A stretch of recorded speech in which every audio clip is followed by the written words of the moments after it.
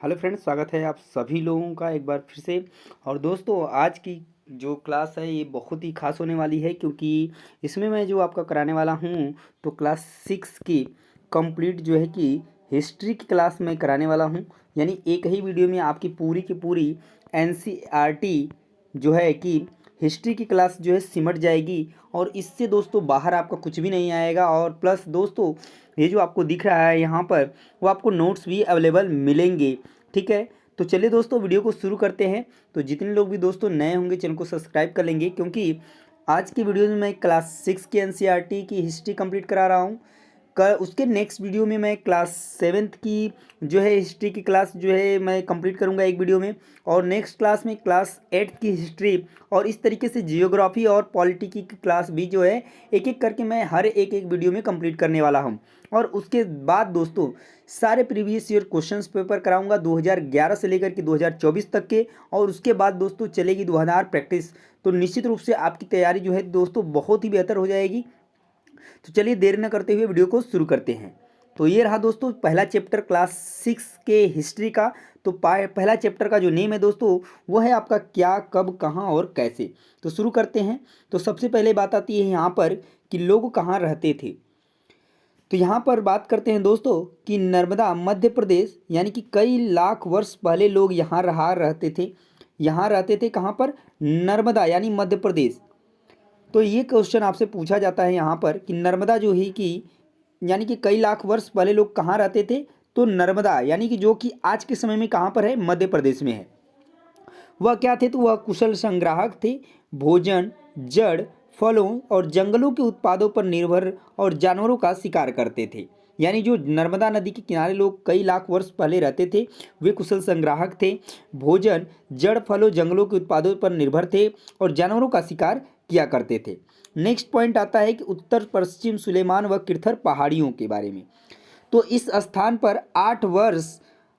8,000 रहेगा। ठीक है दोस्तों, 8,000 वर्ष पूर्व स्त्री पुरुषों ने सबसे पहले गेहूं और जौ फसलों को अपनाया आरंभ किया, यानी अपनाना आरंभ किया। और तथा भेड़, बकरी, गाय, बैल को पालतू बनाया और गांवों में रहते थे। तो ये भी आपसे पूछा जाता है कि 8,000 वर्ष पूर्व लोग कहाँ रहते थे। तो उत्तर पश्चिम सुलेमान व और किरथर पहाड़ियों में रहते थे। ठीक है, ये चीज़ भी आप ध्यान दीजिएगा। और ये लोग कहाँ रहते थे? गाँव में रहते थे। नेक्स्ट पॉइंट पे चलते हैं। अगला को जो क्वेश्चन है यानी अगला पॉइंट, उत्तर पूर्व में गारो तथा मध्य भारत में बिंद की पहाड़ियों के बारे में। यहाँ पर बात करते हैं कि गारो जो कि असम में है, बिंद पहाड़ियाँ मध्य प्रदेश में है। यहाँ पर क्या हुआ? कृषि का विकास हुआ था। कहाँ पर? बिंद पहाड़ियों में जो है कि कृषि का विकास हुआ था। और सर्वप्रथम चावल जो है कहाँ पर उपजाया गया था? तो बिंद के उत्तर में उपजाया गया था। ये पॉइंट जो है इंपॉर्टेंट है। ठीक है, तो ध्यान दीजिएगा कि प्रथम यानी सर्वप्रथम चावल जो है कहाँ पर उपजाया गया था? तो बिंद के उत्तर में उपजाया गया था। नेक्स्ट पॉइंट पे आते हैं सिंध व सहायक नदी, यानी सिंधु व सहायक नदियों के बारे में। तो 4700 वर्ष पूर्व जो है आरंभिक नगर फूले फूले कहाँ पर? सिंध व सहायक नदियों के आसपास। उसके बाद बात करते हैं कि गंगा व तटवर्ती इलाके में ये जो हुआ 25 वर्ष पूर्व जो है पूर्व नगरों का विकास हुआ। 4700 वर्ष पूर्व जो है कहाँ पर नगरों का विकास हुआ? तो सिंधु और सहायक नदियों के आसपास। उसी तरह गंगा एवं सहायक नदियों के आसपास कब जो है कि नगरों का विकास हुआ? तो 2500 वर्षों के पूर्व। वहीं पर गंगा व सोन नदी, तो गंगा के दक्षिण में प्राचीन काल में मगध की स्थापना की गई। ठीक है, ये चीज़ भी ध्यान दीजिएगा। मगध की स्थापना जो कि आज के समय में कहाँ पर है? तो गंगा के दक्षिण में यानी कि बिहार में है। ये चीज़ ध्यान दीजिएगा। ठीक है, अगला पॉइंट पे चलते हैं। तो देश का नाम जो है इंडिया कैसे पड़ा? उसके बाद बात करते हैं। तो चलिए देखिए, तो यहाँ पर है देश का नाम इंडिया कैसे पड़ा। तो जो इंडिया शब्द है दोस्तों इंडस से निकला है, यानी जिसे संस्कृत में क्या कहा जाता है? सिंधु कहा जाता है। ईरान और यूनान वासियों ने सिंधु को क्या कहा था? हिंडोस अथवा इंडोस कहा था। किसने? ईरान और यूनान वासियों ने। इस नदी के पूर्व के भूमि को क्या कहा गया था? इस भूमि यानी इस नदी के पूर्व के भूमि को ही प्रदेश को इंडिया कहा गया था। ठीक है, इसी ध्यान दीजिएगा। यानी कि जो आपका सिंधु था, ठीक है, उसके पूर्व की यानी वो पूर्व के जो भूमि के प्रदेश को ही क्या कहा गया था? इंडिया कहा गया था। ध्यान दीजिएगा। भारत का प्रयोग जो है उत्तर पश्चिम में रहने वाले लोगों के एक समूह के लिए किया जाता था, तथा इसका वर्णन जो है ऋग्वेद में मिलता है। ये क्वेश्चन आपका पूछा गया है। अगला जो पॉइंट है कि अतीत के बारे में कैसे हम जानेंगे, तो पांडुलिपि एक बहुत ही इंपॉर्टेंट टॉपिक है। पांडुलिपि से निश्चित रूप से क्वेश्चन आ जाता है। तो पांडुलिपि क्या होती हैं कि ये पुस्तकें जो है हाथ से लिखी होती हैं और यह ताड़ के पत्तों व भुर्ज पेड़ के छाल से निर्मित भोजपत्र पर लिखी जाती हैं। कौन? पांडुलिपियाँ। ठीक है, नेक्स्ट पॉइंट आते हैं, उसी के बारे में थोड़ा सा और जान लेते हैं। तो अंग्रेजी में इसके लिए मैन्युस्क्रिप्ट शब्द लैटिन शब्द मेनू जिसका अर्थ होता है हाथ। तो इन पांडुलिपियों में हमें धार्मिक मान्यता, व्यवहार, राजाओं के जीवन, औषधियों तथा विज्ञान आदि सभी प्रकार के विषय की चर्चा मिलती है। आगे देखते हैं इसमें क्या दिया गया है। ये जो पांडुलिपियां हैं यह संस्कृत, प्राकृत और तमिल भाषा में लिखी गई हैं और प्राकृत जो है आम लोगों की भाषा थी उस समय। अभिलेख क्या होता है? तो अतीत के बारे में जानने का एक और महत्वपूर्ण स्रोत क्या है? अभिलेख है। और यह कठोर सतह पर क्या किए जाते हैं? उत्कीर्ण किए जाते हैं। ठीक है, नेक्स्ट पॉइंट, पुरातत्वविद कौन होता है? तो वे व्यक्ति जो अतीत में बनी वस्तुओं का अध्ययन करते हैं, जैसे कि पत्थर व ईंट से बनी इमारतें, अवशेष, चित्र और मूर्तियां हैं, इनका जो अध्ययन करते हैं उन्हें ही क्या कहा जाता है? तो पुरातत्वविद कहा जाता है। आगे इतिहासकार। इतिहासकार किसे कहा जाता है? तो जो लोग अतीत का अध्ययन करते हैं, तिथियों का अर्थ निकालते हैं, उन्हें इतिहासकार कहा जाता है। अब यहाँ पर दिया है कि बीसी का मतलब क्या होता है? तो बिफोर क्राइस्ट होता है, यानी जिसको हम ईसा पूर्व कहते हैं, और इसको हम लोग ईसा के जन्म से पहले वाले समय को कहते हैं बीसी, यानी बिफोर क्राइस्ट, यानी ईसा पूर्व। यही होता है। एडी का मतलब एनो डोमिनी, यानी ईसा मसीह के जन्म के बाद वाले समय को हम क्या कहते हैं? एनो डोमिनी, यानी एडी, यानी ईस्वी कहते हैं। तो एक चीज़ एक शॉर्ट पॉइंट में, यानी कि हम जल्दी जल्दी में रिवीजन कर लेते हैं थोड़ा सा। कृषि का आरंभ कब हुआ था? तो 8,000 वर्ष पूर्व।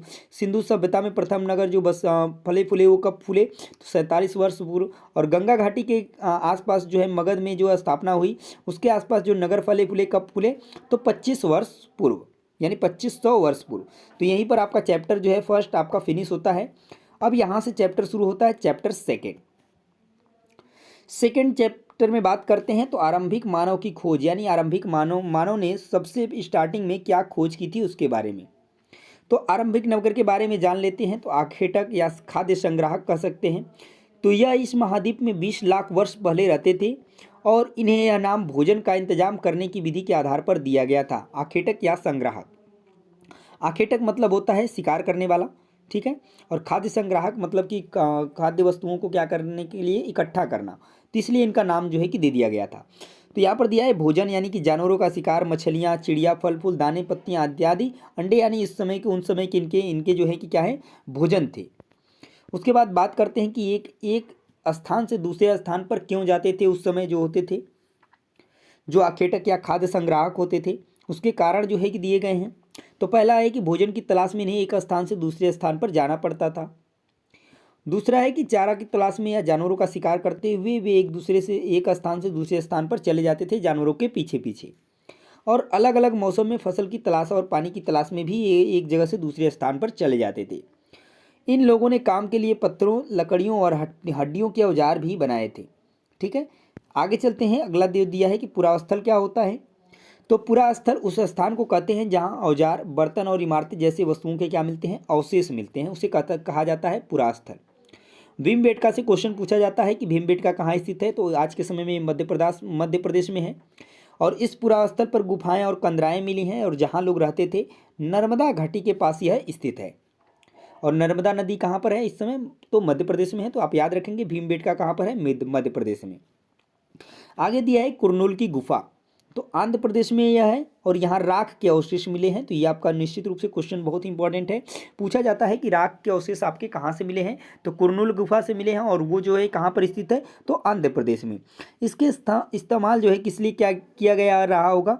तो प्रकाश के लिए, मांस के लिए, यानी मांस भूनने और खतरनाक जानवरों को दूर भगाने के लिए, यानी आग का प्रयोग होता रहा होगा उस समय। उसके बाद बात करते हैं कि लगभग 12,000 साल पहले जलवायु में बड़ा बदलाव आए और इसके परिणाम स्वरूप जो है कई घास वाले मैदान बनने लगे और हिरण, बारहसिंगा, भेड़, बकरी, गाय जैसे जानवरों की संख्या में बढ़ोतरी हुई और मछली महत्वपूर्ण जो है कि उस समय स्रोत बन गया। किसका? भोजन का। प्रारंभिक पशुपालक व कृषक के साक्ष्य जो है कहाँ से मिले हैं? तो बात करते हैं यहाँ से बुर्ज-ओहम जो है कुछ यानी कि कुछ जो है स्थानों से क्वेश्चन पूछे जाते हैं। बुर्ज-ओहम कहाँ पर स्थित है? आज के यानी वर्तमान में कश्मीर में। मेहरगढ़ जो है आज के वर्तमान में पाकिस्तान में है। चिरांद जो है बिहार में है। कोल्डियावा मध्य प्रदेश में है। दाऊजली असम में है। तो याद रखेंगे ये चीज़ें। नेक्स्ट पॉइंट देखिए उसी के बारे में कि बुर्ज-ओहम जो कि आपका कहाँ पे है? वर्तमान कश्मीर में है। तो लोग गड्ढे के नीचे घर बनाते थे जिन्हें गर्तवास कहा जाता है। ये आपका क्वेश्चन एग्जाम में पूछा गया है कि गर्तवास क्या होता है? गर्तवास से अभिप्राय क्या है? तो गड्ढे के नीचे जो घर बना होता था उन्हें ही क्या कहा जाता था? गर्तवास कहा जाता था। और बुर्ज-ओहम से याद रखेंगे कि जो कि वर्तमान में कश्मीर में है। बात करते हैं मेहरगढ़। तो मेहरगढ़ में बस्ती का आरंभ 8000 साल पहले हुआ था और यह स्थान ईरान जाने वाले रास्ते में महत्वपूर्ण था।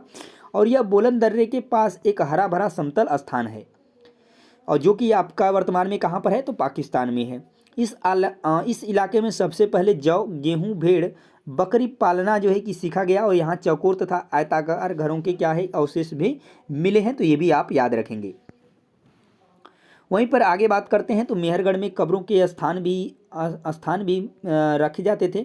यानी कब्रों के साथ जो है सामान भी रखे जाते थे। सॉरी, ठीक है। मेहरगढ़ में जो है अगर कब्र है तो कब्रों में जो है मनुष्य के साथ सामान भी रखे जाते थे। और एक कब्र में मानव के साथ एक बकरी भी दफनाई गई है, जिसका जो है कि आपको इस तरीके का साक्ष्य जो है वहाँ पर मिला है मेहरगढ़ में। बात करते हैं पूरा पाषाण। तो इसका अर्थ है तो यह दो शब्दों से मिलकर बना है। पूरा यानी कि प्राचीन होता है और पाषाण मतलब पत्थर होता है। तो इसे 3 भागों में बांट सकते हैं, एक आरंभिक और दूसरा मध्य और तीसरा है उत्तर पूरा पाषाण युग। यानी आरंभिक पूरा पाषाण, मध्य पूरा पाषाण और तीसरा उत्तर पूरा पाषाण युग। पूरा पाषाण काल को जो बांटा गया है तो ये बांटा गया है 20 लाख वर्ष से 12,000 वर्ष, जिसको आरंभिक काल भी कहा गया है। उसके बाद मध्य पाषाण काल को बांटा गया है 12,000 से 10,000 वर्ष पूर्व के समय को बांटा गया है क्या? मध्य पाषाण कहा गया। और इसी काल में जो है पर्यावरणीय बदलाव भी मिलते हैं। उसके बाद आ जाता है जो 10,000 साल से बाद की बातें हैं, 10,000 साल के पहले की बातें हैं, तो वो नव पाषाण आती हैं। तो अगले युग की वहाँ से शुरुआत हो जाती है। ये क्वेश्चन आपका यहाँ से पूछा गया है। तो यहाँ पे आपका चैप्टर 2 जो है कि कंप्लीट होता है। आगे शुरू होता है चैप्टर नंबर 3 आरंभिक नगर।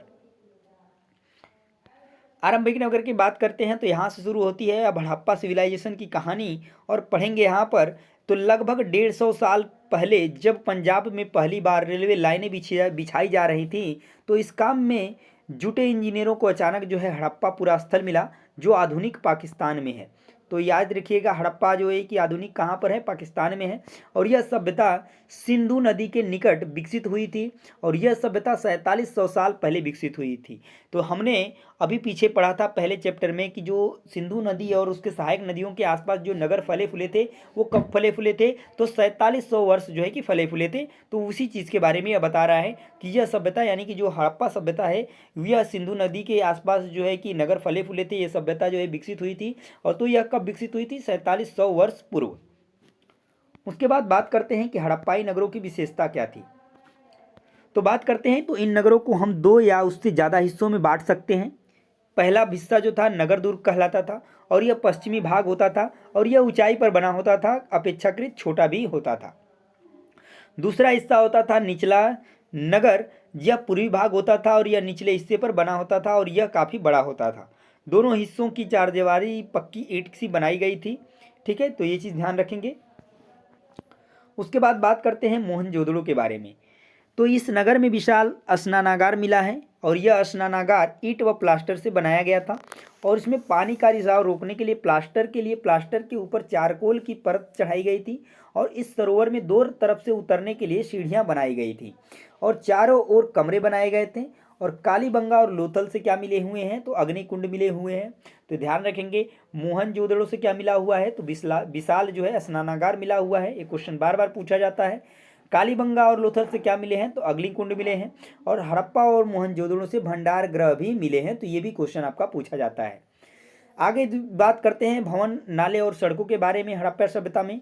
तो इन नगरों के घर आमतौर पर 1 या 2 मंजिले होते थे और घर के आंगन के चारों ओर कमरे बनाए जाते थे और अधिकांश घरों में एक अलग जो है कि स्नानागार होता था और कुछ घरों में कुएं भी होते थे और कई नगरों में ढके हुए नाले भी थे और जल निकासी की जो काफ़ी प्रणाली जो है कि विकसित हो चुकी थी और घर, नाले और सड़कों का निर्माण बिल्कुल जो है कि योजनाबद्ध तरीके से किया गया था। कहाँ पर? हड़प्पा सिविलाइजेशन में।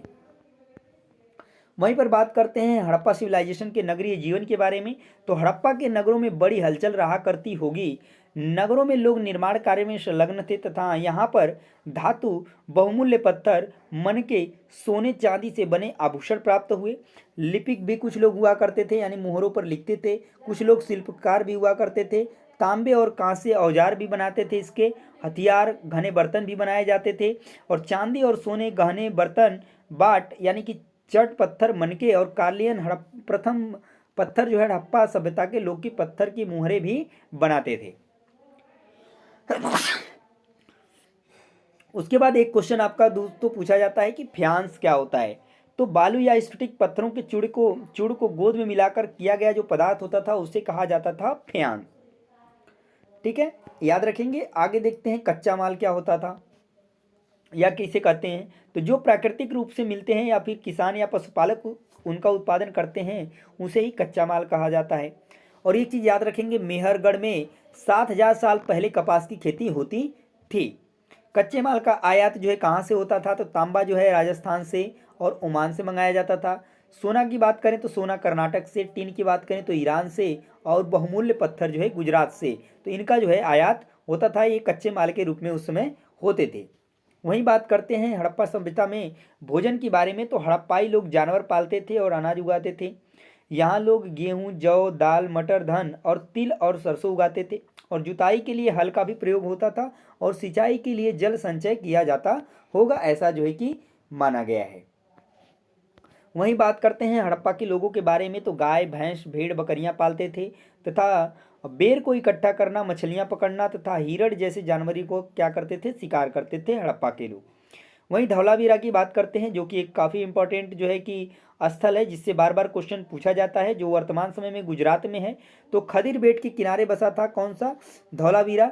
और इस नगर को 3 भागों में बांटा गया था और हर हिस्से के चारों ओर पत्थर की ऊंची दीवारी बनाई गई थी। और इसमें बड़े बड़े प्रवेश द्वार थे। एक खुला मैदान था जिसमें सार्वजनिक कार्यक्रम आयोजन किए जाते होंगे। और इस स्थान पर हड़प्पा लिपि के बड़े बड़े अक्षर को पत्थर में खुदा जो है कि पाया गया है। वहीं बात करते हैं लोथल की। तो खंबात की खाड़ी में मिलने वाली साबरमती उपनदी के किनारे बसा था और यहाँ शंख, मुहरे, मुद्रांकन तथा मुहरबंदी और भंडार गृह भी मिले हैं और अग्निकुंड भी मिले हैं, ये भी आप याद रखेंगे। अगला देखते हैं कि इससे यानी कि सभ्यता जो सिंधु सभ्यता थी, हड़प्पा सभ्यता, इसके जो है कि अंत के कारण क्या क्या हो सकते हैं। तो पहला कारण बन गया होगा कि नदियाँ शायद सूख गई हो गई होंगी, या फिर जंगलों का विनाश हो गया होगा, या बाढ़ आ गई होगी, ये जो है उसके पतन के कारण होंगे। या उसके बाद बात कर लेते हैं कि या चारागाह समाप्त हो गए होंगे, या शासकों का नियंत्रण समाप्त हो गया होगा, या युद्ध हो गए होंगे। तो इत्यादि जो है कि कारण जो है कि हो सकते हैं किसके? सिंधु सभ्यता यानी हड़प्पा सभ्यता के अंत के यानी पतन के। उसके बाद दोस्तों चैप्टर 3 यहीं पे कंप्लीट होता है। शुरू करते हैं चैप्टर नंबर 4। तो क्या बताती हैं किताबें और कब्रों के बारे में। तो प्राचीनतम ग्रंथ वेद के बारे में जान लेते हैं। तो वेद का शाब्दिक अर्थ होता है ज्ञान, और वेदों का संकलन कृष्ण द्वापयन यानी वेद व्यास ने किया था। और वेद 4 होते हैं, ऋग्वेद, सामवेद, यजुर्वेद, अथर्ववेद, जिसमें से ऋग्वेद जो है सबसे पुराना वेद है। उसके बारे में हम लोग थोड़ा सा डिटेल जान लेते हैं। तो ऋग्वेद है दोस्तों, यहाँ पर यह सबसे पुराना वेद होता है और ऋग्वेद की रचना लगभग 3500 साल पहले हुई। और ऋग्वेद में 1000 से ज़्यादा जो है कि प्रार्थनाएं हैं और जिन्हें सूक्त कहा गया है। तो ये क्वेश्चन आपका पूछा गया है। इसमें 10 मंडल, 1028 सूक्त और 10,600 मंत्र है किसमें? ऋग्वेद के अंदर। बात करते हैं कि अगर ऋग्वेद की भाषा जो है क्या है, तो प्राकृति और संस्कृत तथा वैदिक संस्कृत है। और इसमें 3 देवता महत्वपूर्ण हैं, अग्नि, इंद्र और सोम। पौधा यानी भुर्ज वृक्ष की पूजा होती थी। 150 वर्ष पहले ऋग्वेद भुर्ज वृक्ष की छाल पर लिखा गया यह पांडुलिपि पूरे महाराष्ट्र के एक पुस्तकालय में सुरक्षित है। तो याद रखेंगे, ठीक है। यानी कि एक जो है पांडुलिपि के रूप में जो है कि ऋग्वेद के बारे में जो है कि लिखा गया है, तो महाराष्ट्र के एक पुस्तकालय में आज भी सुरक्षित है। बात करते हैं प्रार्थनाओं के बारे में। तो ऋग्वेद में मवेशियों और घोड़ों की प्राप्ति, रथ खींचते लड़ाइयों के लिए अनेक प्रार्थनाएं हैं। और ऋग्वेद में अनेक नदियों का जिक्र है, जैसे कि ब्यास, सतलुज, सरस्वती, सिंधु तथा गंगा, यमुना का बस एक बार जिक्र मिलता है। लोगों का वर्गीकरण भी किया गया था। काम के आधार पे, भाषा के आधार पे, परिवार और समुदाय के आधार पे, निवास स्थान या संस्कृति की परंपरा के आधार पर किया जाता रहा है। किसमें मिलता है ये सब सारी चीज़ें? तो ऋग्वेद के अंदर मिलती हैं। लोगों के लिए शब्द क्या होते थे? लोगों का वर्गीकरण का काम भाषा, परिवार का समुदाय, निवास स्थान या संस्कृति परंपरा के आधार पर किया जाता रहा है। वहीं पर बात करते हैं कि काम के आधार पर, तो ऐसे दो समूह थे समाज में काम के आधार पर जिनको बांटा गया था। एक होता था पुरोहित, दूसरा होता था राजा। तो जिन्हें कभी कभी ब्राह्मण कहा जाता था, यह जो है यज्ञ और अनुष्ठान कार्य करते थे। तो यानी कि इनका जो कार्य था क्या था? तो यह यज्ञ और अनुष्ठान कार्य करते थे और इन्हें ब्राह्मण कहा जाता था, और या फिर पुरोहित कह सकते हैं। राजा जो कि होता था, यह आधुनिक समय जैसे नहीं थे। ये न महल में रहते थे और न ही राजधानियाँ और न ही सेना रखते थे, न कर वसूलते थे, और उनकी के मृत्यु के बाद उनका बेटा अपने आप शासक नहीं बनता था। तो उस समय जो है कि काम के आधार पर बांटा गया था। तो एक को पुरोहित और दूसरे को राजा कहा जाता था। दूसरा था जनता और पूरे समाज के लिए। तो जिनका इसका प्रयोग आज भी होता है, उन्हें उसको क्या कहा जाता था? जन। दूसरा शब्द था विष, जिसका वैश्य शब्द निकला है, यानी जिससे क्या निकला है? वैश्य शब्द निकला है विष से। वो यूज होता था जनता के लिए या फिर समाज के लिए। जिन लोगों ने प्रार्थनाओं की रचना की वे खुद को आर्य कहते थे। यानी ऋग्वेद में जिन लोगों ने प्रार्थनाओं की रचना की है उसे वो लोग क्या कहलाते थे? आर्य अपने आप को कहते थे, और विरोधियों को दास या दस्यु कहते थे। तो याद रखेंगे आप लोग। नेक्स्ट पॉइंट बात करते हैं। समाज मुख्य रूप से 4 वर्गों में बटा हुआ था।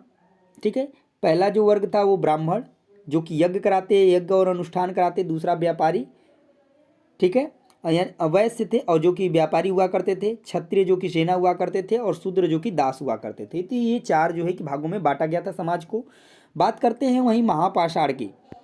तो महापाषाण की बात करें तो 3000 साल पहले शुरू हुई, और ये शिलाखंड महापाषाण, यानी कि महा मतलब बड़ा होता है, पाषाण मतलब पत्थर से होता है। तो ये पत्थर दफन करने की जगह पर लोगों द्वारा बड़े करीने से लगाए गए थे। यह प्रथा दक्कन, दक्षिण भारत, उत्तर पूर्वी भारत और कश्मीर में प्रचलित थी।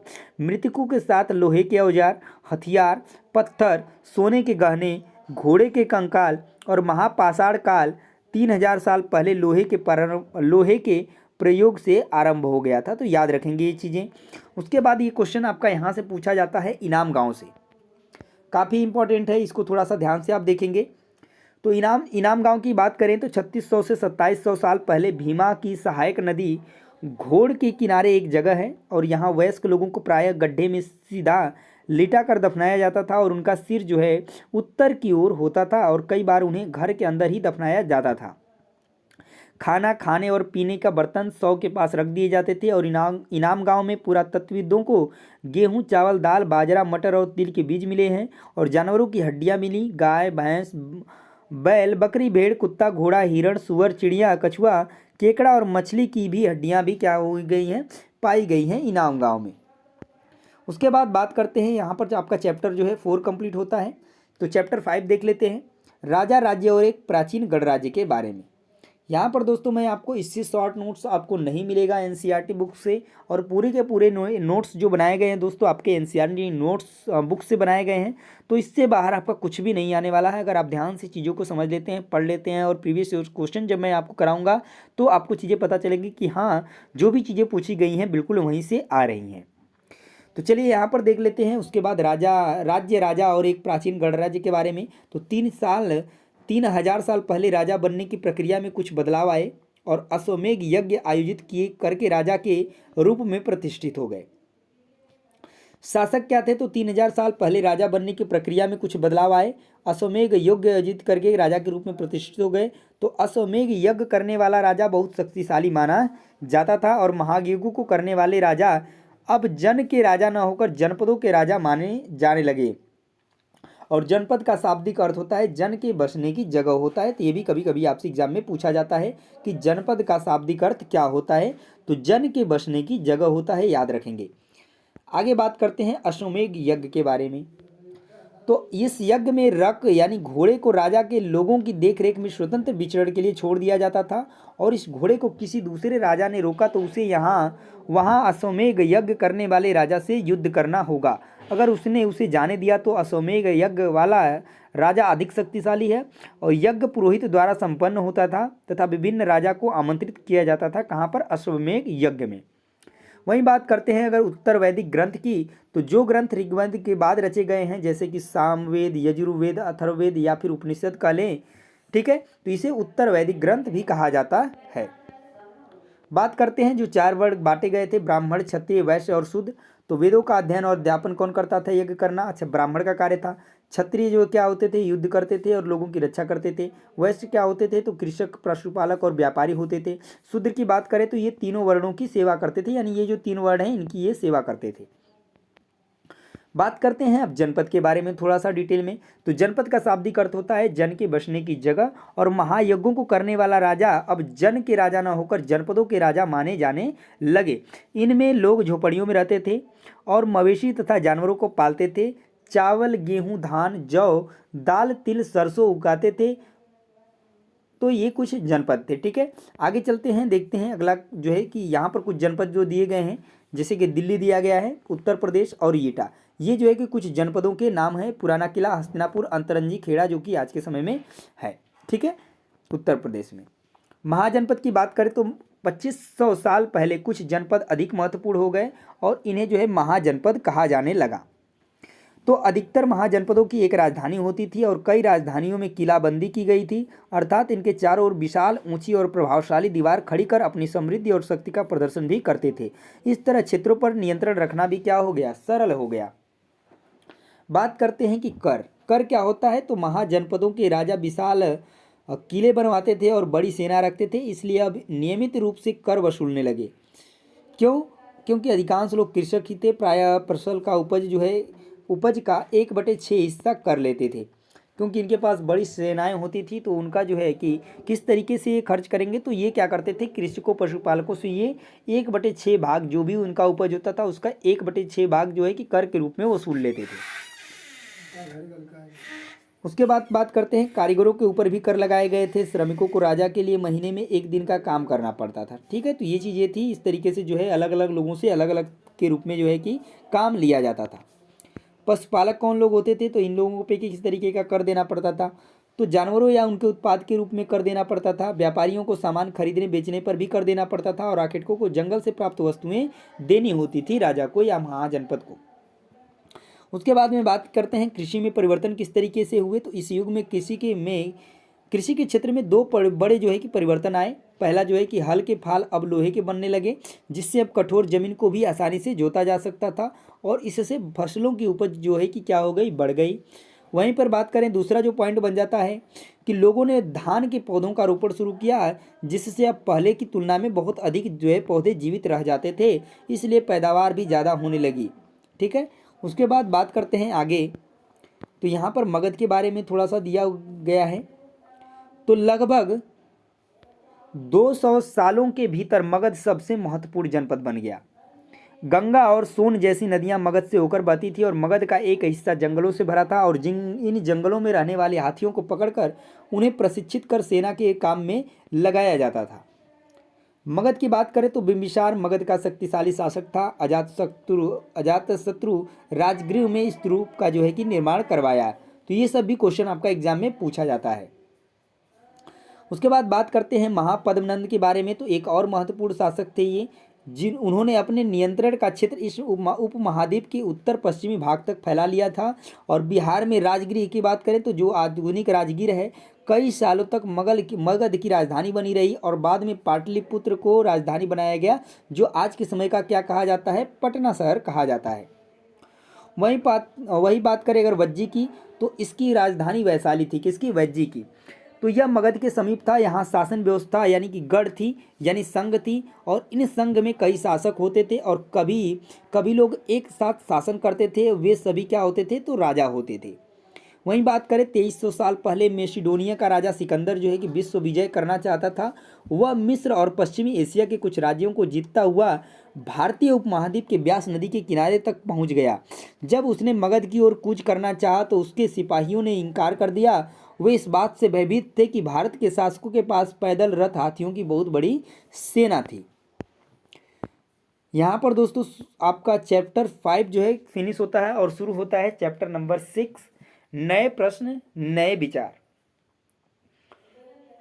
तो दोस्तों मुझे उम्मीद है कि आपको जो है कि सेशन पसंद आ रहा होगा और चीज़ें जो है कि अच्छी तरीके से समझ में आ रही हैं। तो प्लीज़ दोस्तों, अगर आपको लग रहा है कि हाँ थोड़ा भी आपके लिए मेहनत किया गया है, तो प्लीज़ दोस्तों वीडियोज़ को शेयर और लाइक करिए और चैनल को भी सब्सक्राइब कर लीजिए, क्योंकि आने वाले वीडियोज़ आपके लिए काफ़ी महत्वपूर्ण होने वाले हैं।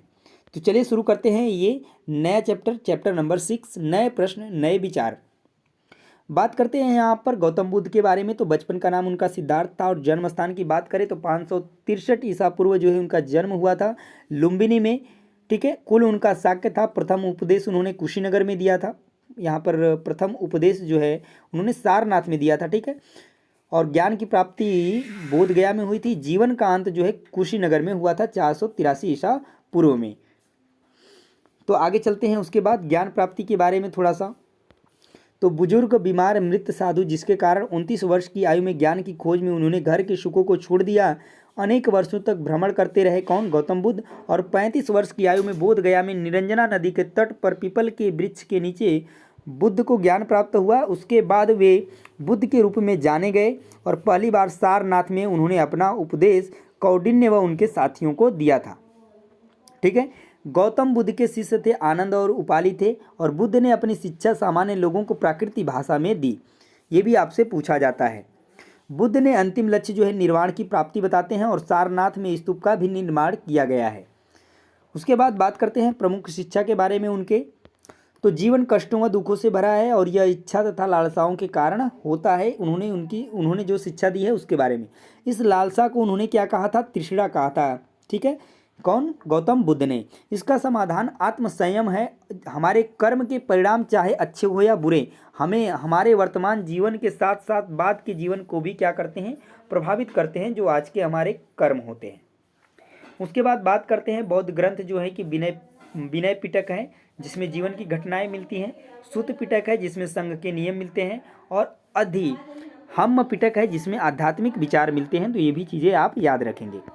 उसके बाद बात करते हैं कि उपनिषद क्या होता है। तो यह उत्तर वैदिक ग्रंथ था तथा उपनिषद का अर्थ होता है गुरु के समीप बैठना। तो ये आपसे एग्जाम में क्वेश्चन पूछा गया है कि उपनिषद का अर्थ क्या होता है। तो गुरु के समीप बैठना। यह बातचीत का संकलन है। इसके अंतर्गत जो है विभिन्न विचारकों चिंतकों के द्वारा मृत्यु के बाद के खोज में ढूंढे गए उत्तर हैं। बात करते हैं सेकंड जैन धर्म के बारे में। यहाँ तक आपका कंप्लीट होता है बौद्ध धर्म, अब शुरू होता है आपका यहाँ से जैन धर्म। तो जैन शब्द जो है संस्कृत के जिन शब्दों से बना है, जिसका अर्थ होता है विजेता। यानी जैन शब्द किस संस्कृत के जिन शब्द से बना है और जिसका अर्थ होता है विजेता। और महावीर जैन का जन्म जो है 540 ईसा पूर्व कुंडग्राम वैशाली, जो कि आज बिहार में है, हुआ था। वहाँ पर उन्होंने जम्बिक ग्राम में प्रथम उपदेश राजगृह में दिया था और जीवन का अंत हुआ था उनका 468 ईसा पूर्व। पावापुरी राजगृह बचपन का नाम था, यानी उनका जो बचपन का नाम था उनका क्या नाम था? तो राजगृह नहीं, यहाँ पर देखिए पावापुरी जो है कि आज राजगृह में है और बचपन का उनका नाम था वर्धमान। ठीक है, एक चीज़ याद रखेंगे, महावीर जो है जैन धर्म के संस्थापक थे। ठीक है, याद रखेंगे महावीर जैन धर्म के संस्थापक ऋषभदेव थे। और 24वें जो है तीर्थंकर कौन थे? तो महावीर जैन। यह वज्जित संघ के लिच्छवी कुल के क्षत्रिय राजकुमार थे। 30 वर्ष की आयु में उन्होंने अपना घर छोड़ दिया और 12 वर्ष तक उन्होंने कठिन व एकाकी जीवन व्यतीत किया। इसके बाद उन्हें ज्ञान प्राप्त हुआ और महावीर ने अपनी शिक्षा प्रकृति में दी और त्रिरत्न के बारे में बताया, जिसका नाम है सम्यक ज्ञान, सम्यक दर्शन और सम्यक आचरण। जय दिगंबर और श्वेतांबर जो है कि इन्होंने 2 चीज़ों के बारे में बताया था। ठीक है, जैन धर्म की जो शिक्षाएं हैं उसके बारे में बात करें तो अहिंसा के नियम का कड़ाई से पालन करना, किसी भी जीव की हत्या नहीं करनी चाहिए। दूसरा है कि भोजन के लिए भिक्षा मांगकर सादा जीवन बिताना, चोरी नहीं करना, ब्रह्मचर्य का पालन करना होता था। और मुख्यतः व्यापारियों ने जैन धर्म का समर्थन किया। चौथा जो है कि कई शताब्दियों तक इनकी शिक्षाएं मौखिक रहीं, परंतु 1500 वर्ष पूर्व गुजरात में वल्लभी नामक स्थान पर ये लिखी गई थी। उसके बाद बात करते हैं कि संघ क्या होता है। तो महावीर तथा बुद्ध दोनों का ही मानना था कि घर का त्याग करने पर ही सच्चे ज्ञान की प्राप्ति हो सकती है। विनय पिटक में संघ में रहने वाले भिक्षुओं के लिए नियम बनाए गए थे। संघ में जो है ब्राह्मण, क्षत्रिय, व्यापारी, मजदूर प्रवेश ले सकते थे। बिहार की बात करें तो बिहार क्या होता है। तो जैन तथा बौद्ध भिक्षु जो है पूरे साल एक स्थान से दूसरे स्थान घूमते हुए उपदेश दिया करते थे। परंतु वर्षा ऋतु में यह संभव नहीं था, इसलिए इन्हें निवास स्थान की आवश्यकता पड़ती थी और उनके अनुयायियों ने कुछ उद्यान बनाए, ठीक है, और उसे बिहार दान द्वारा प्राप्त भूमि पर बनाए गए थे। इनमें लोग भोजन, दवा, वस्त्र लेकर आते थे और उसके बदले उन्हें उपदेश दिया जाता था। कहाँ पर? बिहार में। उसके बाद बात करते हैं आश्रम व्यवस्था की, ठीक है। तो जैन बौद्ध धर्म जब इतने फैल रहे थे तब ब्राह्मण ने आश्रम व्यवस्था का विकास किया। आश्रम अर्थात जीवन के चरण, तो ब्रह्मचर्य, गृहस्थ, वानप्रस्थ और संन्यास। इसका मतलब ब्रह्मचर्य यानी ब्राह्मण, क्षत्रिय, वैश्य से आशा की जाती थी कि वह सादा जीवन बिताएं तथा वेदों का क्या करें? अध्ययन करें। गृहस्थ की बात करें तो इसका मतलब है कि विवाह करने के पश्चात इस आश्रम में प्रवेश हो जाता था। वानप्रस्थ की बात करें तो जंगल में रहकर साधना करना, और संन्यास का मतलब है कि सब त्याग कर सन्यासी बन जाए। तो यहाँ पर आपका चैप्टर 6 जो है कंप्लीट होता है और शुरू होता है नेक्स्ट चैप्टर, चैप्टर नंबर 7। तो यहाँ पर हम लोग पढ़ने वाले हैं एक अनोखा सम्राट जिसने युद्ध का त्याग किया। यहाँ पर हम लोग पढ़ने वाले हैं सम्राट अशोक के बारे में। तो यहाँ पर शुरू होता है मौर्य साम्राज्य, यानी मौर्य साम्राज्य की स्थापना चंद्रगुप्त मौर्य ने 2300 साल पहले की थी और चाणक्य या कौटिल्य ने चंद्रगुप्त की सहायता की थी। और इस साम्राज्य में वह चंद्रगुप्त के मंत्री थे और चाणक्य ने अर्थशास्त्र की रचना की थी। नगरों में व्यापारी, सरकारी अधिकारी और शिल्पकार रहा करते थे और गांव में किसान, पशुपालक थे। और मध्य भारत में ज़्यादातर इलाके जो है जंगलों में संग्रहण और शिकार करके जीविका चलाते थे। और मेगास्थनीज एक राजदूत बनकर आया था जो यूनानी राजा सेल्यूकस निकेटर का राजदूत था, और इनकी प्रसिद्ध पुस्तक है इंडिया। तो ये भी आपका पूछा जाता है, सेल्यूकस यानी इंडिका जो है किसकी प्रसिद्ध पुस्तक है? तो सेल्यूकस, ठीक है, किसका? मेगास्थनीज का। उसके बाद बात करते हैं साम्राज्य की राजधानी, तो पाटलिपुत्र, उज्जैन और तक्षशिला ये जो है बारी बारी से बनी हुई हैं। बात करें प्रशासन की उस समय, तो साम्राज्य बड़ा होने के कारण अलग अलग हिस्सों पर अलग अलग ढंग से शासन किया जाता था। और पाटलिपुत्र की बात करें तो इसके आसपास के इलाकों पर सम्राट का जो है सीधा नियंत्रण था। इसका अर्थ हुआ गांव व शहरों के किसान, पशुपालक, शिल्पकार, व्यापारियों से जो है कर इकट्ठा करने के लिए राजा अधिकारियों की नियुक्ति किया करते थे। वहीं पर बात करें अगर तक्षशिला जो है कि उज्जैन, तो छोटे क्षेत्रों या प्रांतों पर इन स्थानों से नियंत्रण रखा जाता था तथा कुछ हद तक पाटलिपुत्र से इन पर नियंत्रण रखा जाता था और इन स्थानों पर राजकुमारों को राज्यपाल बनाकर भेजा जाता था। अन्य इलाकों की बात करें तो अन्य इलाकों में सिर्फ नदियों और मार्गों पर नियंत्रण रखा जाता था और तथा वहां से उन्हें संसाधन भेंट के रूप में मिलते थे। उदाहरण के लिए अगर हम बात करें तो उत्तर पश्चिम से कंबल और दक्षिण भारत से सोना, कीमती पत्थर, ये जो है कि चीज़ें आती थी। उसके बाद बात करते हैं अशोक सम्राट के बारे में, थोड़ा सा यहाँ पर डिटेल में देखते हैं उनके बारे में। तो सम्राट अशोक, तो अशोक मौर्य वंश के सबसे प्रसिद्ध शासक थे और वह ऐसे शासक थे जिन्होंने अभिलेखों द्वारा जनता तक अपने संदेश पहुंचाने की कोशिश की। अशोक के ज़्यादातर अभिलेख जो है प्राकृत और ब्राह्मी लिपि में है। अशोक का कलिंग युद्ध के बारे में बात करें तो कलिंग जो है तटवर्ती उड़ीसा का प्राचीन नाम है। अशोक ने कलिंग को जीतने के लिए एक युद्ध लड़ा, लेकिन युद्ध जनित हिंसा और खून खराबा देखकर उन्होंने युद्ध से तृष्णा हो गई और उन्होंने निर्णय किया कि वे भविष्य में कभी युद्ध नहीं करेंगे। अशोक का धर्म क्या था? तो अशोक के धर्म में किसी देवता की पूजा अथवा किसी कर्मकांड की आवश्यकता नहीं थी। उन्हें लगता था कि जैसे पिता अपने बच्चों को अच्छे व्यवहार की शिक्षा देते हैं, वैसे ही यह उनका कर्तव्य था कि अपनी प्रजा को निर्देश दें। वे बुद्ध के उपदेशों से भी प्रेरित हुए। अशोक ने धम्म के विचारों को प्रसारित करने के लिए सीरिया, मिस्र, ग्रीस तथा श्रीलंका में भी क्या किए? अपने दूत भेजे। तो ये था उसके बारे में। चैप्टर नंबर 7 आपका यहाँ पर कंप्लीट होता है। यहाँ पे शुरू होता है आपका चैप्टर नंबर 8 जो कि है खुशहाल गांव और समृद्ध शहर। यहाँ पर बात करते हैं लोहे के औजार और खेती से रिलेटेड चीज़ों के बारे में। तो उपमहाद्वीप में लोहे का प्रयोग लगभग 3000 साल पहले शुरू हुआ और महापाषाण कब्रों में लोहे के औजार और हथियार बड़ी संख्या में मिले हैं। जंगलों को साफ करने के लिए कुल्हाड़ियाँ, जुताई के लिए हलों के फाल का इस्तेमाल शामिल है। और वहीं बात करें अगर कृषि उत्पादन बढ़ाने के लिए उठाए गए कुछ कदम थे, तो कृषि के विकास में नए औजार, रोपाई के महत्वपूर्ण कदम थे। उसी तरह सिंचाई के लिए नहरें, तालाब और कृत्रिम जलाशय जो है कि बनाए गए थे। गांव में कौन रहते थे? तो इस महाद्वीप के दक्षिणी तथा उत्तरी हिस्सों में अधिकांश गांवों में कम से कम 3 तरह के लोग रहते थे। तमिल क्षेत्र में बात करें तो बड़े भूस्वामियों जो कि वेल्लाना कहलाते थे, साधारण हल वालों को उड़वार और भूमिहीन मजदूर दास, कैडिसर और आदिमई कहलाते थे। तो ये चीज़ थे, यानी कि तीन अलग अलग लोग थे। साधारण हल वालों को उड़वार और भूमिहीन को मजदूर और दास, कैडिसर और आदिमाई कहलाते थे। तो ये चीज़ आपको याद रखना है। वहीं बात करते हैं देश के उत्तरी हिस्से में कौन लोग रहते थे, तो ग्राम भोजक यानी गांव का प्रधान व्यक्ति ग्राम जो है कि भोजक कहलाता था, और यह गांव का प्रधान होता था और अक्सर यही परिवार के लोग इस पद पर कई पीढ़ियों तक रहते थे। यह एक आनुवंशिक पद था। यह गांव का बड़ा भूस्वामी होता था, अपनी जमीन पर दास मजदूर से काम लेता था। यह गांव में कर वसूलता और राजा को देता था। वह कभी कभी न्यायाधीश और पुलिस का भी काम करता था। कौन? ग्राम प्रधान। स्वतंत्र कृषक के बारे में बात करें तो ग्राम भोजकों के अलावा अन्य स्वतंत्र कृषक भी होते थे जिन्हें गृहपति कहते थे। इनमें ज़्यादातर जो क्या होते थे, छोटे किसान होते थे। आगे बात करते हैं कि दास और कर्मकार कौन होते थे, तो इनके पास स्वयं की जमीन नहीं होती थी, या दूसरों की जमीन पर कार्य करते थे। कुछ लोहार होते थे, कुम्हार, बढ़ई, बुनकर, शिल्पकार तथा कुछ जो है कि दास कर्मकार भी थे। तो ये भी आपको याद रखना है। उसके बाद यहीं पर बात करते हैं संगम साहित्य के बारे में। तो तमिल की प्राचीन रचनाओं को संगम साहित्य कहते हैं, याद रखेंगे आप। इनकी रचना 2300 साल पहले की गई। संगम साहित्य इसलिए कहा जाता है क्योंकि मदुरई के कवियों के सम्मेलन में इनका जो है कि संकलन किया गया है। उसके बाद बात करते हैं तो आहत सिक्के क्या होते थे, तो सबसे पुराने आहत सिक्के थे जो करीब 500 साल पहले पहले चले।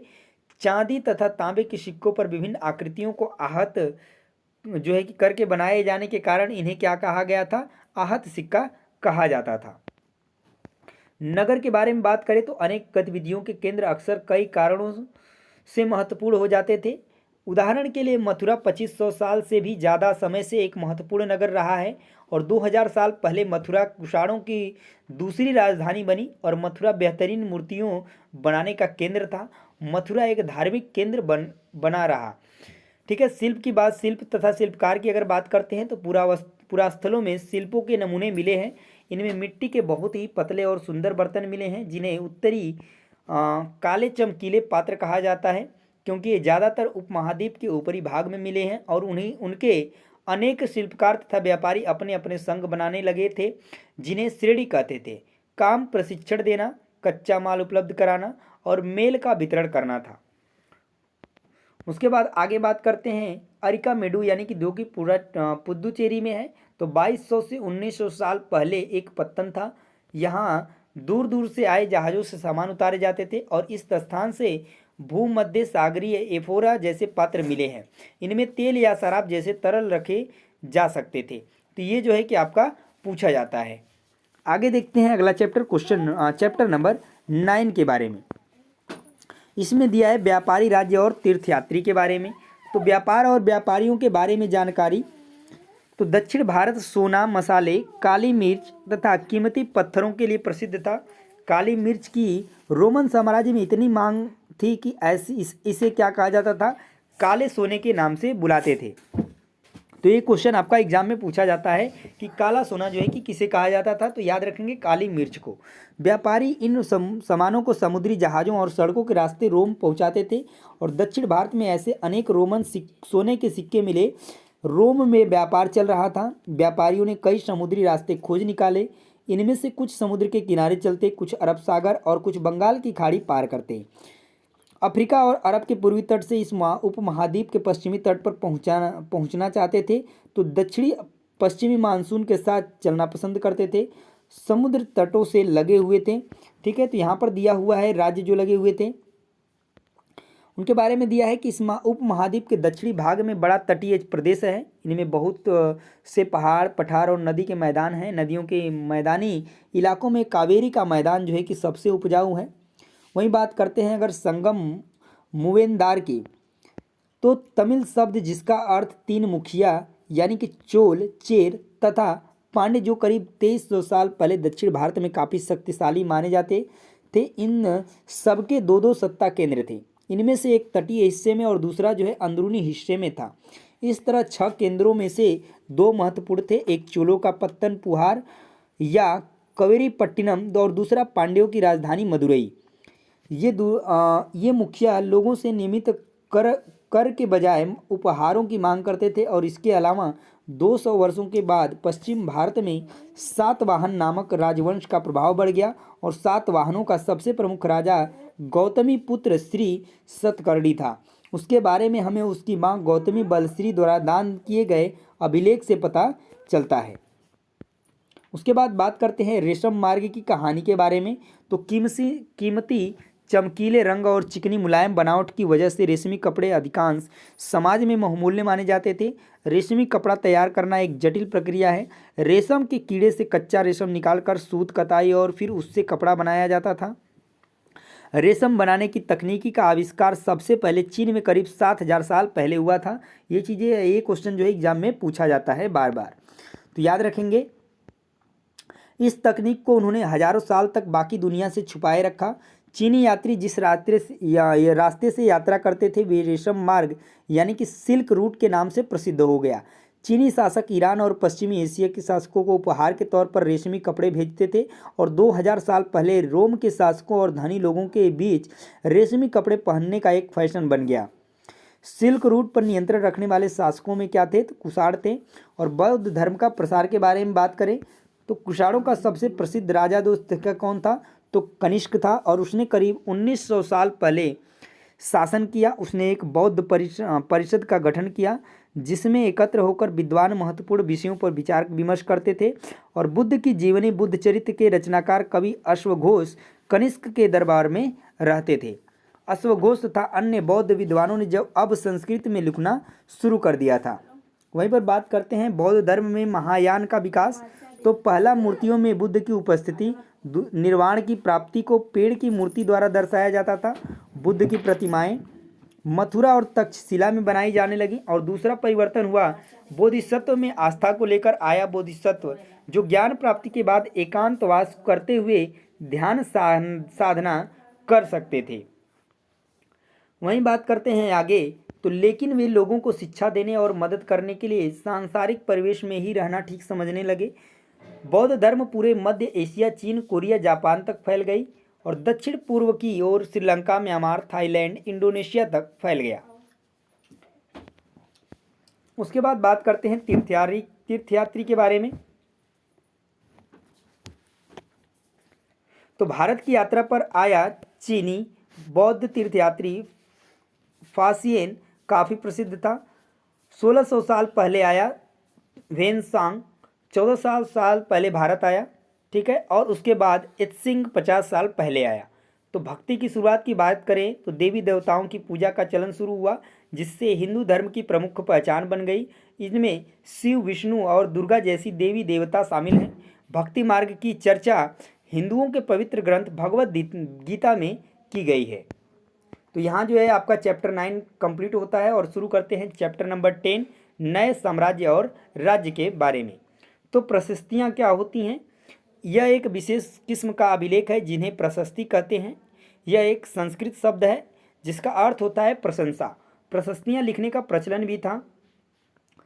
समुद्रगुप्त की प्रशस्ति के बारे में बात करें तो समुद्रगुप्त में के दरबार में कवि व मंत्री रहे हरिशेन ने इसमें राजा की एक योद्धा, युद्धों को जीतने वाले राजा, विद्वान तथा एक उत्कृष्ट कवि ने भरपूर प्रशंसा की है।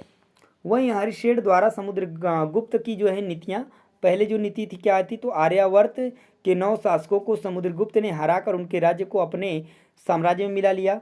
दूसरा जो है कि दक्षिणा पक्ष के 12 शासक आते हैं, इन सब के हार जाने पर समुद्रगुप्त के सामने समर्पण किया गया था। तीसरा है इसमें असम, तटीय बंगाल, नेपाल और उत्तर पश्चिम में कई गढ़ या संघ आते थे। ये समुद्रगुप्त के लिए उपहार लाते थे, उनकी आज्ञाओं का पालन करते थे तथा उनके दरबार में उपस्थित हुआ करते थे। कुषाण तथा शक वंश और श्रीलंका के शासक भी थे। इन्होंने समुद्रगुप्त की अधीनता स्वीकार की और अपनी पुत्रियों का विवाह उससे किया था। विक्रम संवत की बात करें तो 58 ईसा पूर्व प्रारंभ होने वाले विक्रम संवत को गुप्त राजा चंद्रगुप्त द्वितीय के नाम से जोड़ा गया और ऐसा कहा जाता है कि उन्होंने शकों पर विजय के प्रतीक के रूप में इस संवत की स्थापना की तथा विक्रमादित्य की उपाधि धारण की थी। वहीं पर बात करें तो वंशावलियाँ, अधिकांश प्रशस्तियाँ शासकों के पूर्वजों के बारे में भी बताती हैं। उनकी माँ कुमार देवी लिच्छवीगढ़ की थी। तथा पिता जो है चंद्रगुप्त गुप्त वंश के पहले शासक थे, जिन्होंने महाराजा धीराज जैसी बड़ी उपाधि धारण की थी। समुद्रगुप्त ने भी यह उपाधि धारण की। उसके बाद बात करते हैं हर्षवर्धन तथा हर्षचरित के बारे में। तो 1400 साल पहले हर्षवर्धन ने शासन किया। उनके दरबारी कवि बाणभट्ट ने संस्कृत में उनकी जीवनी हर्षचरित लिखी है। इसमें हर्षवर्धन की वंशावली देते हुए उनके राजा बनने तक का वर्णन है। और चीनी यात्री वेनसांग हर्ष के दरबार में रहे, उन्होंने वहाँ जो कुछ देखा उसका विस्तृत जो है कि विवरण दिया है। और थानेसर के राजा बने मगध और बंगाल को जीतकर उन्हें पूर्व में भी सफलता मिली थी। दक्कन की ओर बढ़ने की कोशिश की, तब चालुक्य नरेश पुलकेशिन द्वितीय ने उन्हें रोक दिया और पुलकेशिन द्वितीय की, ठीक है। तो ये सब चीज़ें जो है कि दी गई हैं। आगे चलते हैं, आगे देखते हैं प्रशस्तियों के बारे में थोड़ा सा। और तो यहाँ पर दिया है कि इस काल में पल्लव और चालुक्य दक्षिण भारत के सबसे महत्वपूर्ण राजवंश थे। पल्लवों का राज्य राजधानी कांचीपुरम के आसपास के क्षेत्रों से लेकर कावेरी नदी के डेल्टा तक फैला था, जबकि चालुक्यों का राज्य कृष्णा और तुंगभद्रा नदियों के बीच स्थित था। चालुक्यों की राजधानी ऐहोल थी और यह एक प्रमुख व्यापारिक केंद्र था। धीरे धीरे यह एक धार्मिक केंद्र बन गया, जहां कई मंदिर थे। पल्लव और चालुक्य एक दूसरे की सीमाओं का अतिक्रमण करते थे और पुलकेशिन द्वितीय सबसे प्रसिद्ध चालुक्य राजा थे। उनके बारे में हमें उनके दरबारी कवि रवि कीर्ति द्वारा रचित प्रशस्ति से पता चलता है। और रवि कीर्ति के अनुसार उन्होंने पूर्व तथा पश्चिम दोनों समुद्र तटीय इलाकों में अपना अभियान चलाए। इसके अतिरिक्त उन्होंने हर्ष को भी आगे बढ़ने से क्या किया, रोका। आगे बात करते हैं कि इन राज्यों का प्रशासन कैसे चलता था। तो प्रशासन की प्राथमिक इकाई गांव होते थे, और लेकिन धीरे धीरे कई नए बदलाव आए। कुछ महत्वपूर्ण प्रशासकीय पद आनुवंशिक बन गए। कभी कभी एक ही व्यक्ति कई पदों पर कार्य करता था। वहाँ के स्थानीय प्रशासन में प्रमुख व्यक्तियों का बहुत बोलबाला था। वहीं पर बात करते हैं कि एक नए प्रकार की सेना, तो सामंत भूमि से कर वसूलते थे, जिससे वे सेना तथा घोड़ों की देखभाल करते थे और साथ ही इससे युद्ध के लिए हथियार भी जुटाते थे। वहीं आगे बात करते हैं तो दक्षिण के राज्यों में जो सभाएं होती थी, तो पल्लवों के अभिलेखों में कई स्थानीय सभाओं की चर्चा है। इनमें से एक था ब्राह्मण भूस्वामियों का संगठन, जिसे सभा कहते थे। तो ये सभाएं उप समितियों के जरिए सिंचाई, खेती बाड़ी से जुड़े विभिन्न काम जो है, सड़क निर्माण या फिर स्थानीय मंदिरों की देखरेख आदि का काम करते थे। नगरम की बात करें तो व्यापारियों के संगठन का नाम था। संभवतः इन सभाओं पर धनी तथा शक्तिशाली भूस्वामियों और व्यापारियों का नियंत्रण था। कालिदास अभिज्ञान शाकुंतलम, यानी कि कालिदास की एक रचना है अभिज्ञान शाकुंतलम, दोनों, ठीक है, याद रखेंगे आप। और यहाँ पर आती हैं, और लास्ट चैप्टर आता है क्लास 6 का, चैप्टर नंबर 11, इमारतें, चित्र तथा किताबें। तो यहाँ पर सबसे पहले बात आती है लौह स्तंभ के बारे में। तो ये जो है कि महरौली, जो कि दिल्ली में आज के समय में है, कुतुब मीनार के परिसर में खड़ा यह लौह स्तंभ भारतीय शिल्पकारों की कुशलता का एक अद्भुत उदाहरण है। इसकी ऊंचाई 7.2 मीटर और वजन 3 टन से भी ज़्यादा है। इसका निर्माण लगभग 1500 साल पहले हुआ। इसके बनने के समय की जानकारी हमें इस पर खुदे अभिलेख से मिलती है, और इतने वर्षों के बाद भी इसमें जंग नहीं लगा है। ईंटें और पत्थरों की इमारतों की बात करें तो हमारे शिल्पकारों की कुशलता के नमूने स्तूपों जैसी कुछ इमारतों में देखने को मिलते हैं। स्तूप का शाब्दिक अर्थ क्या होता है, तो टीला होता है। हालांकि स्तूप विभिन्न प्रकार के थे, कभी गोल या लंबे तो कभी बड़े या छोटे। उन सब में एक समानता है। प्रायः सभी स्तूपों के भीतर एक छोटा सा डिब्बा रखा है, और डिब्बे में बुद्ध या उनके आयुओं के शरीर के अवशेष हैं, जैसे कि दांत, हड्डी या राख, या उनके द्वारा प्रयुक्त कोई चीज या कोई कीमती पत्थर अथवा सिक्के रखे रहते हैं। इसे धातु मंजूषा कहते हैं। प्रारंभिक स्तूप धातु मंजूषा के ऊपर रखा मिट्टी का टीला होता था। बाद में कल में उस गुंबदनुमा ढांचे को तरासे हुए पत्थरों से ढक दिया गया। प्रायः स्तूपों के चारों ओर परिक्रमा करने के लिए एक वृत्ताकार पथ बना होता था, जिसे प्रदक्षिण पथ कहते हैं। इस रास्ते को रेलिंग से घेर दिया जाता है, जिसे वेदिका कहते हैं। बात करते हैं सांची का स्तूप के बारे में। तो मध्य प्रदेश इस काल में कुछ आरंभिक हिंदू मंदिरों का भी निर्माण किया गया। मंदिरों में विष्णु, शिव तथा दुर्गा जैसी देवी देवताओं की पूजा होती थी। मंदिरों का सबसे महत्वपूर्ण भाग गर्भगृह होता था, और जहां मुख्य देवी या देवताओं की मूर्ति को रखा जाता था। पुरोहित भक्त पूजा करते थे। भीतर गांव जैसे मंदिरों में उसके ऊपर काफ़ी ऊंचाई तक निर्माण किया जाता था, जिसे शिखर कहते थे। अधिकतर मंदिरों में मंडप नाम की एक जगह होती थी। यह एक सभागार होता था जहाँ लोग इकट्ठा होते थे। और महाबलीपुरम और एंडो हेओल मंदिर जो है कि इसको उदाहरण है। वहीं पर बात करते हैं स्तूप तथा मंदिर किस तरह बनाए जाते थे। तो पहला अच्छे किस्म के पत्थर ढूंढकर शिलाखंडों को खोद कर निकालना होता था तथा पत्थरों को काट छांट कर तराशने के बाद खंभों, दीवारों की चौखटों, फर्शों तथा छतों का आकार दिया जाता था। मुश्किल सबके तैयार हो जाने पर सही जगहों पर उन्हें लगाना काफ़ी मुश्किल का काम था। वहीं पर बात करते हैं कि पुस्तकों की दुनिया के बारे में। तो 1800 साल पहले एक प्रसिद्ध तमिल महाकाव्य शिल्पद्दिकारम की रचना इलांगो नामक कवि ने की। पुरानी कहानियाँ, पुराण का शाब्दिक अर्थ होता है प्राचीन, और इसमें विष्णु, शिव, दुर्गा या पार्वती जैसे देवी देवताओं से जुड़ी कहानियाँ हैं। दो संस्कृत महाकाव्य महाभारत और रामायण लंबे अरसे से लोकप्रिय रहे हैं। पुराणों और महाभारत दोनों को ही व्यास नाम के ऋषि ने संकलित किया था और संस्कृत रामायण के लेखक वाल्मीकि माने जाते हैं। विज्ञान की पुस्तक की बात करें तो इसी समय गणितज्ञ तथा खगोल शास्त्री आर्यभट्ट ने संस्कृत में आर्यभट्टियम नामक पुस्तक लिखी। इन्होंने उसमें लिखा कि दिन और रात पृथ्वी के अपनी धुरी पर चक्कर काटने की वजह से होते हैं, जबकि लगता है कि रोज सूर्य निकलता है और डूबता है। उन्होंने ग्रहण के बारे में भी एक वैज्ञानिक जो है कि तर्क दिया। उसके बाद उन्होंने शून्य के बारे में बताया। तो भारत के गणितज्ञों ने शून्य के लिए चिन्ह का आविष्कार किया।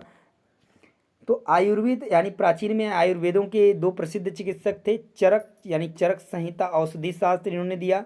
प्रथम जो थे कि द्वितीय शताब्दी ईस्वी में आए, और दूसरे थे सुश्रुत यानी सुश्रुत संहिता में शल्य चिकित्सा यानी चौथी शताब्दी ईस्वी में आए। तो ये थे दोस्तों चैप्टर 11 का लास्ट टॉपिक, और ये आपका कंप्लीट होता है क्लास 6 का एनसीईआरटी हिस्ट्री का पूरा कंप्लीट नोट्स। तो दोस्तों इस वीडियो में इतना ही। वीडियो आपको काफ़ी पसंद आई होगी दोस्तों। तो वीडियो अगर पसंद आई तो प्लीज़ दोस्तों के साथ लाइक शेयर करें और चैनल को भी सब्सक्राइब कर लें, क्योंकि दोस्तों आगे आने वाली वीडियोज़ आपके लिए काफ़ी महत्वपूर्ण होने वाले हैं। तो दोस्तों मिलते हैं नेक्स्ट वीडियो में, तब तक के लिए जय हिंद।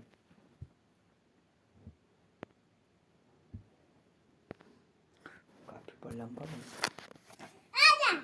चल लिखो लिखो अभी 9 बजे लगा 9 बजे लगा 9 बजे कितने मिनट हो गया। लिखा। अब देखिए कौन लिखाई लिखा था, साइज पकड़ के लिखो तब मिलेगा। खाना लिख लोगे तब कट कर लिख लो। जाओ पंखा टिप के आओ, पंखा टिप के आओ, आ जल्दी जल्दी लिख लो जाओ, तब मिले खाना।